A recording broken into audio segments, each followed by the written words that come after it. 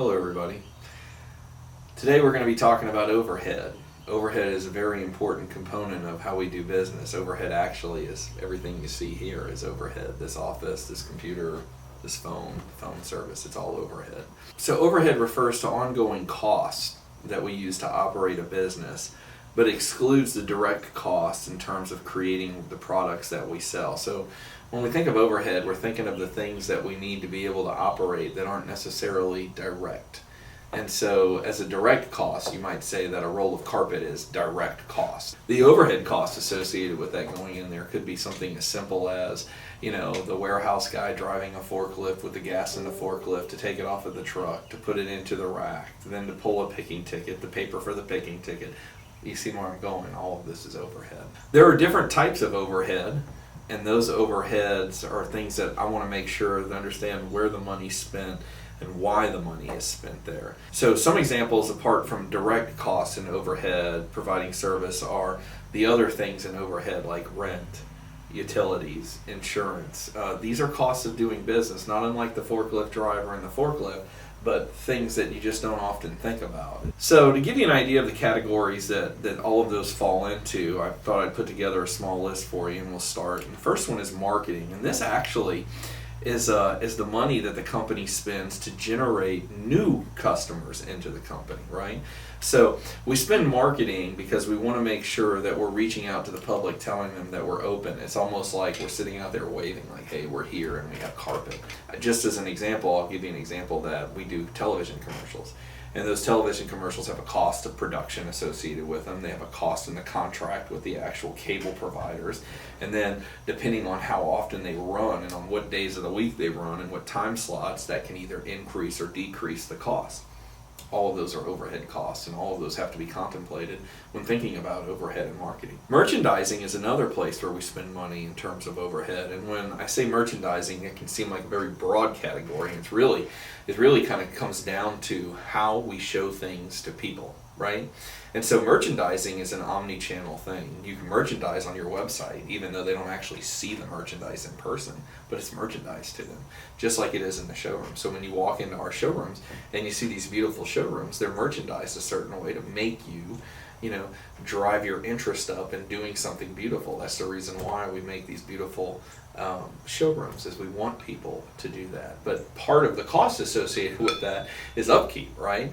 And so you're constantly changing, and you're constantly moving towards what the market is doing. So anytime that there's a new trend in design or a new color, that means that your merchandising costs are about to go up, because you've got to now retool to be able to work within that marketplace. Third one is warehousing, and this one right here, it is impossible to get a job done without warehousing and warehouse employees. Even though we don't call it a direct cost associated with the job, it really is. Accounting, again, we can't pay anybody without accounting. Payroll is the largest piece of the accounting business, and because we run so many different payrolls, in terms of an hourly payroll and a salary payroll and a salary weekly payroll and a sub payroll, we have a lot of moving parts with payroll. So in the future, just so that all of you are aware, one of the things that I know that Curtis and I are working hard on is trying to reduce the number of payrolls that we have, increase efficiency, and reduce the overhead costs with that. So these are things that we do at the corporate level to try and reduce costs. Rent, obviously I've gone over that one a couple of times, and that's what it costs to manage the buildings, run the buildings. You got ceiling tiles that get leaked on, they got to be pulled out and put in with new ceiling tiles. All these things have costs. Payroll taxes are a large one, and that overhead, while not a direct job cost, is a very large part of our costs that we accrue every month, and that's the cost of employees. And that's our share that we're due to give to the federal, state, local government on behalf of being an employee. Payroll tax is one of those things that really is a big expense, but it's well worth it because there are so many things that we could never do without the employees that we have. So we're more than happy to pay the tax on behalf of that for the talent. And then benefits. And vacation is a benefit. Health insurance is a benefit. Paid time off is a benefit. We do recognize, and I know I recognize, that time off is essential in a business like ours. And so paid time off and some changes that you'll be seeing with the paid time off and with the vacation and the new handbook, I think you'll appreciate. I know I do. This is how we increase benefits for all of you. Those are just a few of the broad categories, and those costs are costs that people just don't really ever think of being a percentage of the cost of a job, right? But they actually are. So we would be unable to work with customers if we didn't have those things. So where does the money come from that funds all of that? And in short, it comes from the customers, right? So when we were talking in the COGS discussion, I was talking about gross profit and how it pays for all of those costs. And this is true.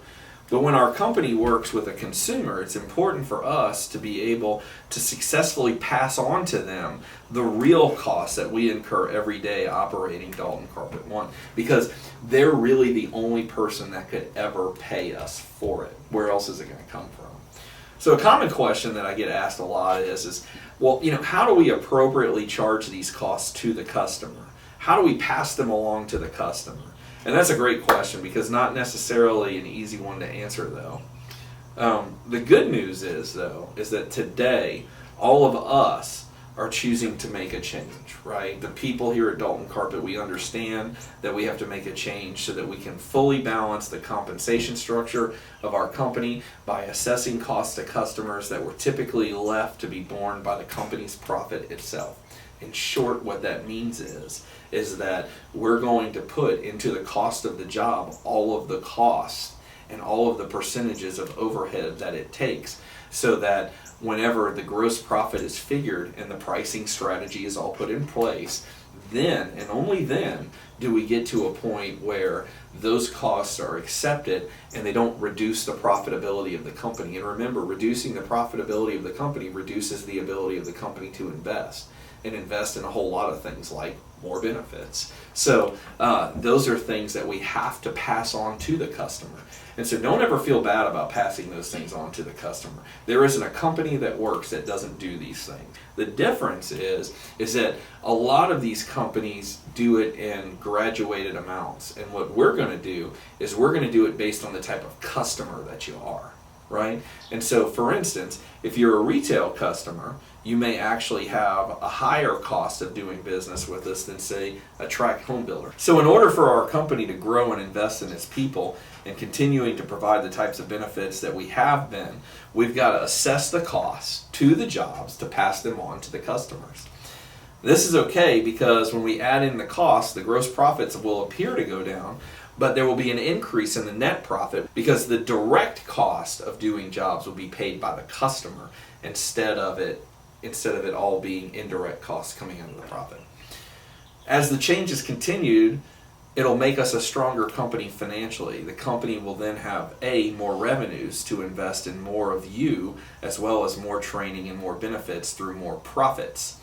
This is good because my personal hope is to create a company where people can work, where they can earn well, and most importantly, and this is the most important thing, where they can have the balance between their home life and their work life so that they can focus on the health and well-being of their families, right?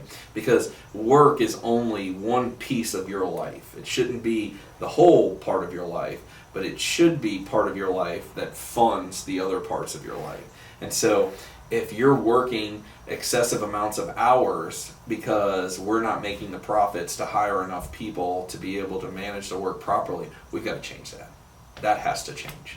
And I commit that I have no intention of working people to death, much less myself. So to that end, I will tell you that the reason why we're doing this, again, might mean that we might work with less customers, but we will be more profitable per customer. When calculating the figure that we need to pass on to the consumer directly, it's important to make sure that it falls in place with the pricing strategy, right? Because if I said that I had an advanced cost with something, and that advanced cost I was trying to pass on to a customer that has a fixed pricing that is lower than that advanced cost, then, well, you're done before you even start. So in terms of tailoring those costs, you have to make sure that they're tailored directly to what the customer type is. I'm going to go through two different customer types, and I'm going to explain the difference between the two and why the costs are different for each one. The first one is the tract home builder. The tract home building customer requires us to be able to get installations done and move papers to get the job complete. These customers are very much engaged in volume of work and speed of the service, right? That's what they're looking for. Their money is made, the track builder's money is made in house turnover. The faster I can turn a house over, the faster I make money. The less time that my investment or my seed money for that house gets taxed, so to speak, right? So my return becomes faster when I can get things done faster. What that does, however, is that it does cause for a small reduction in quality, and that's okay because the track customer understands that we're dealing with commodities that aren't ever going to be perfect. This is fine, right? But this type of customer requires specific type of installation, specific type of installation management, specific type of materials, and specific type of processes in order to work with them. And because these builders have already prefigured what they want their profit on each home to be based on time, they already have the dollar amounts figured out that they want to pay for things like finishes that are flooring or that are countertops or cabinets or whatever it is, you name it. Because of that, that means that in order to do business with that customer, you have to fit within their model, right? And so what we have found is because we are very, very good at recruiting installation crews and putting them in the right position, we can actually do that work. But when we assess the cost of overhead, we have to acknowledge that it doesn't take as much cost to do that work, right? Because these people very rarely work in a showroom. It's not very often that you see track builders bring customers into showrooms. So when you think about that, you think about the cost of a showroom, the cost of the samples, the cost of the people working in the showroom, the cost of the utilities, and all of the other costs associated with a showroom. Track customers don't use it, so then thus they shouldn't be getting billed direct cost for it, right? So what does that mean? That means that we lump those direct costs to be put into the types of customers that work with them. Here's example 2. A home remodeler is a customer that requires showroom time. They require design time, product samples, project management, warehousing, and the cost of buying materials. So they get all of those costs, right? And because that work is slower and more customized and requires more hands to do it, it has a higher cost associated with it, meaning that the pricing strategy associated with that would be higher. So the remodeler's price is a higher price than, say, the track builder's price. But as a percentage, the profitability between the two should be the same, even though they have different prices. And that's because the direct costs associated with doing both of those works should be assessed as it's due, right? So back to our $100 job where we had the $40 and all the way down to the $20, if you remember.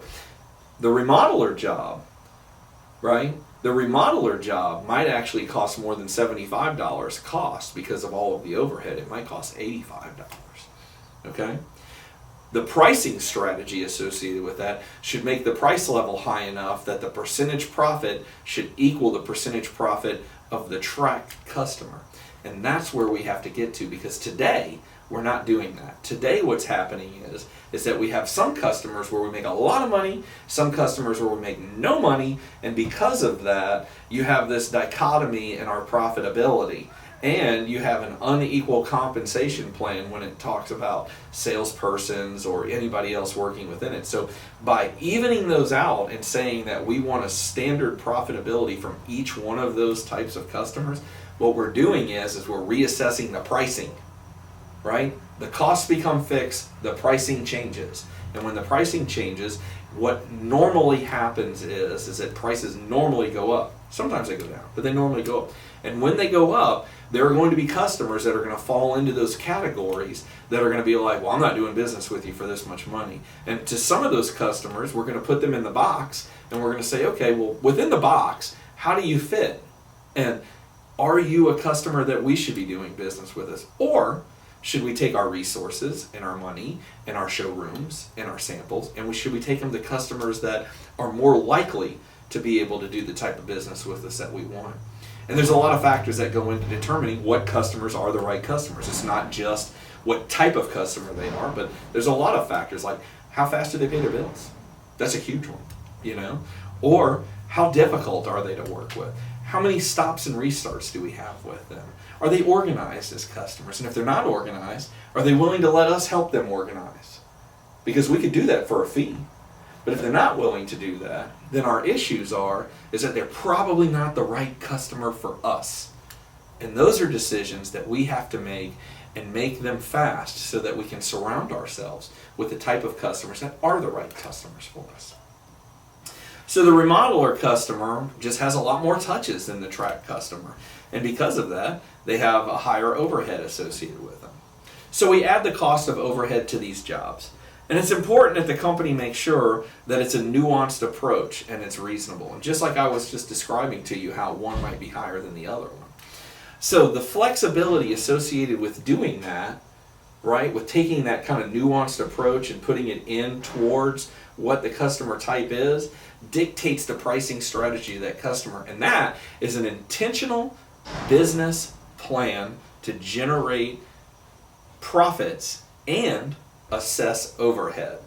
And so we're going to end this lesson on that end, that we want to assess overhead and create pricing based on that so that we do business with the customers we should be doing with, and the customers that we shouldn't be doing business with, we may look to do business with other customers, because that's what the company needs to be able to be successful.